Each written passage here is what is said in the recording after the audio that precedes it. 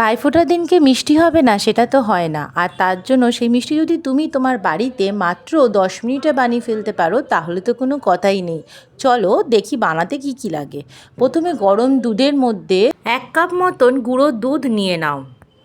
সেই পাউডারটাকে ভালো করে গুলিয়ে নাও যাতে তোমার কোনো রকম ডেলা বা কিছু না থাকে। এবার সেটাকে তুমি গ্যাসে দিয়ে বেশ কিছুক্ষণ নাড়িয়ে নাও।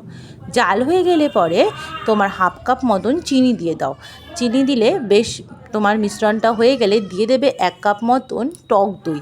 হ্যাঁ, টক দই দিয়েই আজকে আমরা ছানাটাকে কাটা হয়ে গেল, তারপর এলাচের কিছু দানা দিয়ে ভালো করে গুঁড়ো করে সেটাকে একটা মিশিয়ে নিয়ে দেখো একটা সুন্দর মাখা সন্দেশের মতন আকার হয়ে গেছে এখানে। এবার তোমার পছন্দের শেপ দিয়ে তার মধ্যে তোমার পছন্দের ড্রাই ফ্রুটস দাও এবং পছন্দ মতন তুমি সেটাকে শেপ করে তুমি তোমার ভাইদেরকে অবশ্যই দাও। কি হলো, তো খুব সহজ। আরও ভালো ভালো ভিডিও দেখতে তুমি আমাদের চ্যানেলটা সাবস্ক্রাইব করো।